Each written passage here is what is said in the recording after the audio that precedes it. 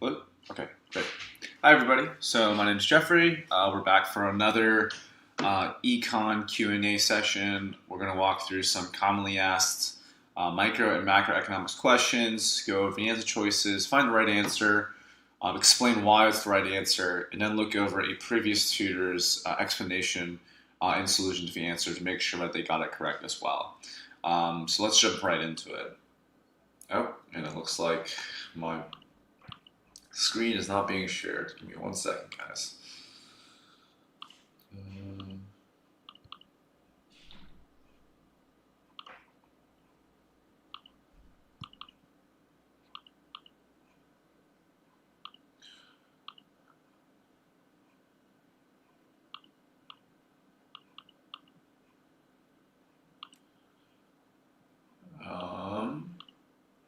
Here we go.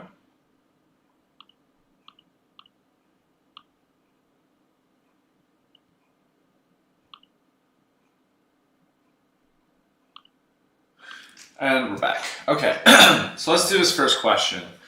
So the first question says, which of the following is a characteristic of monopolistic competition?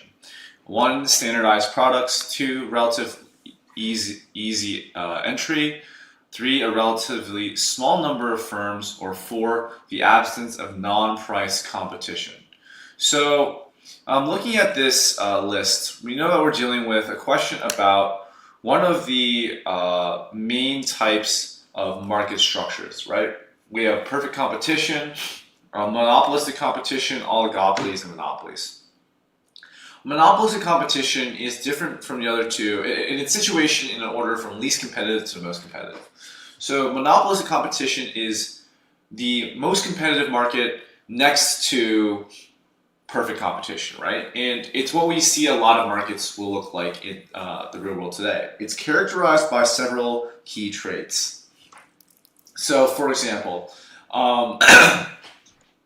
perfect competition assumes a large number of identical firms selling identical products. In monopolistic competition, we say there's still a large number of firms, but they sell slightly differentiated products. So there's close substitutes, but not exact substitutes, right? And so there's still a lot of firms though, which means it's still a fairly competitive market. Another thing that characteristic that we tie to monopolistic competition goes to the monopolistic part. Why do we say it's monopolistic? And that's because of that product differentiation. And we still keep the competitive part of it by saying, unlike in oligopolies and in monopolies, where there's high barriers to entries and only a few number of firms, there's very low barriers to entries in a monopolistically competitive market. And so firms can enter and exit the market as they please. And so these are some of the defining characteristics of monopolistic competition that we want to look for. So keeping those things in mind, we can take a look at the answer choices provided, and we see that answer choice number 2 seems to fit one of the criteria for our definition for monopolistic competition fairly well. Relatively easy entry into the market. So comparing that to the rest of the answer choices, number 1 says standardized product, but we know that monopolistic competition has differentiated products. 3 says a relatively small number of firms. We know that monopolistic competition has a large number of firms. And 4, the absence of non-price competition. We know that because there's product differentiation, that monopolistic competition lends itself to a lot of non-price competition. And so number 2 is going to be the best answer here. Let's take a look at what the previous tutor said. This previous tutor also said 2, relatively easy entry. And they said a monopolistically competitive market is characterized by the existence of a large number of small firms producing and supplying differentiated goods in the market that cannot be perfectly substituted for each other. There is a large number of buyers, and entry and exit into the market are unhindered from barriers.